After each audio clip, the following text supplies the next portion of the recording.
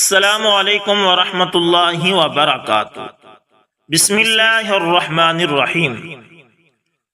دوستو، امیر المؤمنین حضرت عمر بن الخطاب رضی اللہ تعالی عنہ نے ایک دیہاتی سے گھوڑی خریدی، اسے قیمت ادا کی، اس پہ سوار ہوئے اور چل دیے۔ ابھی تھوڑی دور ہی گئے تھے کہ وہ لنگڑانے لگی۔ آپ اسے واپس موڑ کر اس شخص کے پاس لے آئے جس سے خریدی تھی۔ آپ نے فرمایا، یہ گھوڑی واپس لے لو، یہ لنگڑاتی ہے۔ بیچنے والے نے کہا، امیر المومنین، یہ میں واپس نہیں لوں گا، کیونکہ میں نے صحیح حالت میں آپ کے ہاتھ فروخت کی تھی۔ امیر المؤمنین حضرت عمر رضی اللہ تعالی عنہ نے فرمایا، چلیے فیصلے کے لیے کسی کو منصف مقرر کر لیں جو میرے اور آپ کے درمیان عدل و انصاف کی بنیاد پر فیصلہ کرے۔ اس لیے کہ اسلامی اصول یہ ہے کہ دو آدمیوں میں اختلاف ہو تو تیسرے کو حاکم، فیصلے کرنے والا بنانا چاہیے کہ وہ ان دونوں میں فیصلہ کرے۔ لہذا انہوں نے اپنے درمیان ایک حاکم بنا لیا۔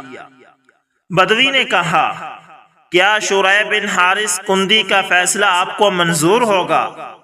حضرت عمر رضی اللہ تعالی عنہ نے فرمایا، مجھے منظور ہے۔ لہذا دونوں فیصلہ کرانے کی غرض سے قاضی شریح رحمہ اللہ کے پاس پہنچے۔ انہوں نے پہلے دیہاتی کی بات پورے اطمینان سے سنی، پھر حضرت عمر رضی اللہ تعالی عنہ سے کہا، امیر المومنین، کیا یہ گھوڑی جس وقت آپ نے خریدی تھی اس وقت صحیح چل رہی تھی اور سالم تھی؟ حضرت عمر رضی اللہ تعالی عنہ نے فرمایا، جی ہاں۔ قاضی شریح رحمہ اللہ نے کہا، احتفظ بما اشتریت یا امیر المؤمنین او رد کما اخذت۔ اے امیر المؤمنین، جو چیز آپ نے صحیح حالت میں خریدی اسے اب آپ اپنے پاس رکھیے، یا پھر اسی حالت میں واپس لوٹائیں جس حالت میں آپ نے اسے خریدا تھا۔ امیر المومنین نے قاضی شریح کی طرف بڑے تعجب سے دیکھا اور فرمایا، کیا یہ فیصلہ انصاف پر مبنی ہے؟ قاضی شریح نے کہا، قول فصل وحکم عدل۔ حق بات اور عدل و انصاف کا تقاضا یہی ہے۔ حضرت عمر رضی اللہ تعالی عنہ نے یہ فیصلہ سن کر خوش ہوئے اور فرمایا، اب آپ کوفہ تشریف لے جائیں، کیونکہ میں نے آپ کو وہاں کا رئیس القضاء، چیف جسٹس مقرر کر دیا ہے۔ بلا شبہ آپ جیسا نہ ڈر اور باصلاحیت شخص ہی اس اہم منصب پر فائز ہو سکتا ہے۔ جن دنوں امیر المومنین حضرت عمر بن الخطاب رضی اللہ تعالی عنہ نے قاضی شریح بن حارث کندی کو رئیس القضاء، چیف جسٹس کا منصب سونپا، ان دنوں وہ مدینہ منورہ کے معاشرے میں غیر معروف اور غیر مشہور نہ تھے، بلکہ اونچے درجے کے صحابہ کرام رضوان اللہ علیہم اجمعین اور بڑے مرتبے کے تابعین رحمہم اللہ میں خوب جانے پہچانے جاتے تھے۔ ہر حلقے میں انہیں قدر کی نگاہ سے دیکھا جاتا تھا۔ اہل فضل اور اہل کمال ان کے علم اور ان کی ذہانت، ہوشیاری اور سمجھداری کے قائل تھے۔ یہ یمن کے رہنے والے تھے اور عرب کے مشہور قبیلہ کندی سے ان کا تعلق تھا، کیونکہ اس زمانے میں جو بھی اسلام لے آتا پھر وہ اسلام کو پھیلانے کی محنت میں لگ جاتا تھا۔ جب عرب نور ہدایت سے چمکا اور اسلام کی روشن کرنیں سرزمین یمن تک پہنچی تو قاضی شریح ان خوش نصیبوں میں سے ہوئے جنہوں نے اللہ تعالی اور اس کے رسول صلی اللہ علیہ وسلم پر ایمان لانے کی سعادت حاصل کی اور حق و ہدایت کی دعوت کو قبول کیا۔ ان کے فضل و علم اور اخلاق کو جاننے والوں کو حد درجہ افسوس تھا کہ انہیں کچھ عرصہ پہلے مدینہ منورہ آنے کی سعادت مل جاتی تو یہ رسول اللہ صلی اللہ علیہ وسلم کی زیارت کا شرف حاصل کر لیتے اور آپ صلی اللہ علیہ وسلم کی صحبت سے براہ راست ہدایت پاتے اور انہیں ایمان کے ساتھ ساتھ شرف صحابیت بھی حاصل ہو جاتا۔ اس طرح خیر و بلائی ہر طرف سے انہیں اپنی لپیٹ میں لے لیتی، لیکن یہ ان کے مقدر میں نہ تھا، ہوتا وہی ہے جو اللہ تعالی چاہتے ہیں۔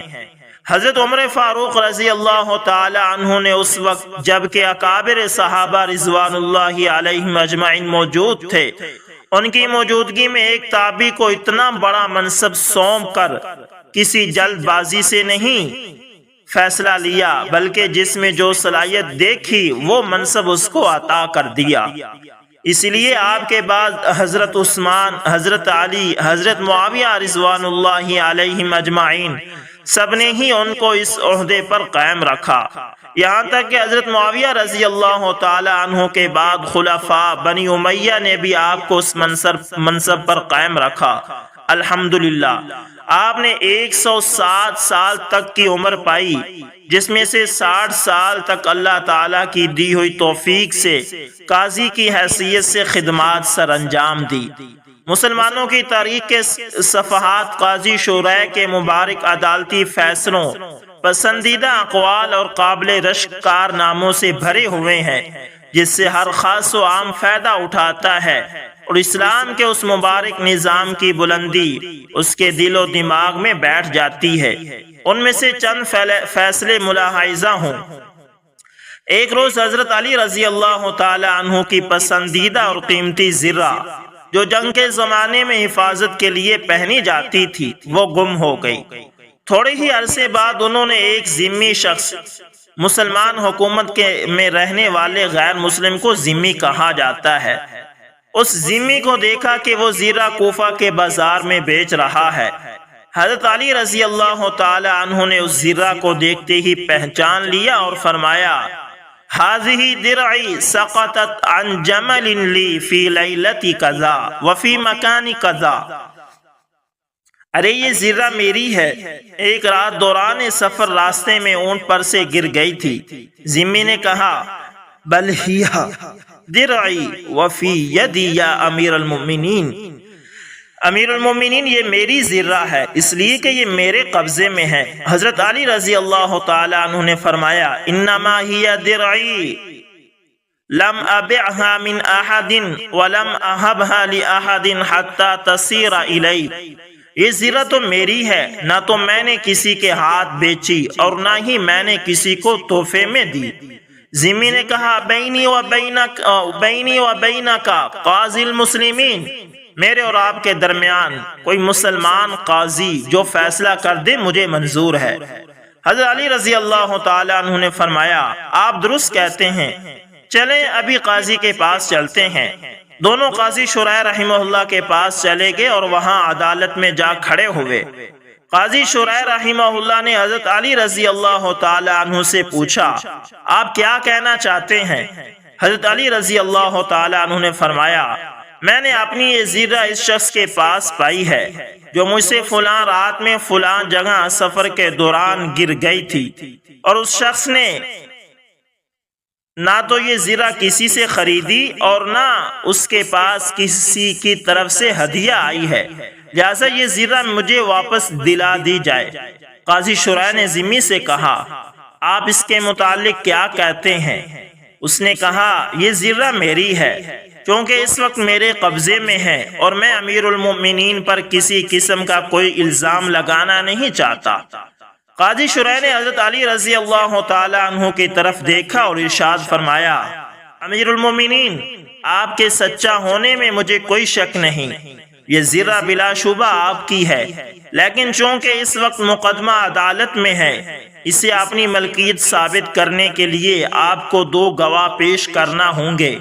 حضرت علی رضی اللہ تعالی عنہ نے فرمایا، میرا غلام قنبر اور میرا بیٹا حسن میرے حق میں گواہی دیں گے۔ قاضی شورائے رحمہ اللہ نے کہا، وَلَكِنَّ شَهَادَةَ الْإِبْنِ لِأَبِيهِ لَا تَجُوزُ يَا أَمِيرَ الْمُؤْمِنِينَ۔ امیر المؤمنین، غلام کی گواہی آقا کے حق میں اور بیٹے کی گواہی باپ کے حق میں قابل قبول نہیں۔ حضرت علی رضی اللہ تعالی عنہ نے یہ سن کر ارشاد فرمایا، سبحان اللہ، ایک جنتی آدمی کی شہادت قبول نہیں؟ کیا آپ نے رسول اللہ صلی اللہ علیہ وسلم کو یہ فرماتے ہوئے نہیں سنا؟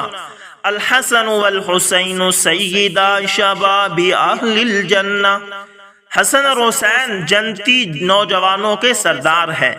قاضی شرح نے کہا غیر انی لا اجیز شہادت الولد لوالدہ، امیر المومنین یہ درست ہے لیکن میں باپ کے حق میں بیٹے کی گواہی کو جائز نہیں سمجھتا۔ حضرت علی رضی اللہ تعالی عنہ نے ذمی کی طرف دیکھا اور فرمایا یہ زرہ اپنے قبضے میں ہی رکھیے کیونکہ میرے پاس ان کے سوا کوئی گواہ نہیں۔ یہ صورتحال دیکھ کر ذمی نے کہا وَلَكِنِّي أَشْهَدُ بِأَنَّ الدِّرْعَ لَكَ يَا أَمِيرَ الْمُؤْمِنِينَ ثُمَّ أَرْدَفَ قَائِلًا یا اللہ امیر المؤمنین یقاضینی امام قاضیہ وقاضیہ یقضی لی علیہ اشہد ان الدین الذی یأمر بہذا الحق واشہد ان لا الہ الا اللہ وان محمدا عبدہ ورسولہ۔ ترجمہ، امیر المومنین میں گواہی دیتا ہوں کہ یہ ذرہ آپ ہی کی ہے۔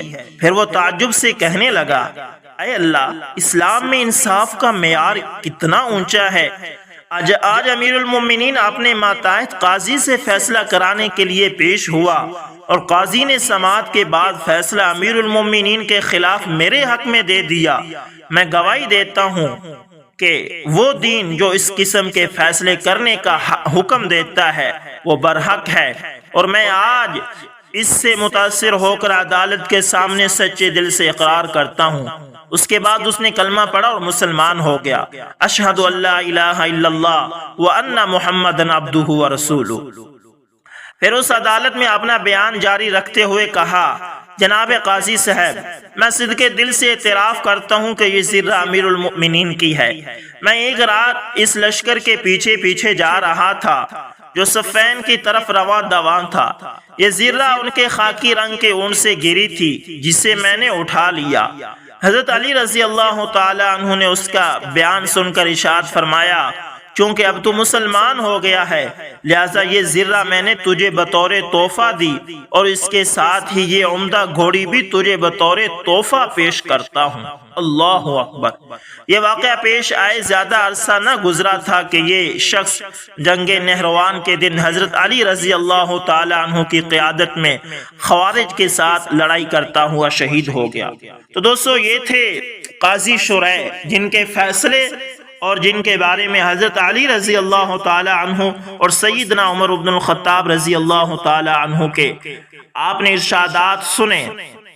دیکھیں ایک مسلمان قاضی کے لیے ایسا ہی ہونا چاہیے، اسے بلا جھجک کسی کا ڈر خوف کو مد نظر نہ رکھتے ہوئے بلکہ انصاف کے تقاضوں کو پورا کرتے ہوئے انصاف کا فیصلہ دینا چاہیے۔ کاش آج ہماری عدالتیں بھی، آج ہمارے جج بھی ایسے فیصلے کرتے تو کتنے پاکستانیوں کی جانیں آج بچ جاتی۔ امید کرتا ہوں ویڈیو اچھی لگی ہوگی، پسند آئے تو لائک شیئر کمنٹ لازمی کریں، اور اگر آپ ہمارے چینل AS انفارمیشن TV پر نئے تو اس کو لازمی سبسکرائب کریں اور ساتھ میں بیل کے نشان کو دبانا نہ بھولیے گا تاکہ ہر نئی ویڈیو کا نوٹیفیکیشن آپ تک پہنچتا رہے۔ ملتے ہیں کسی نیکسٹ اچھی سی ویڈیو کے اندر، تب تک کے لیے اللہ حافظ۔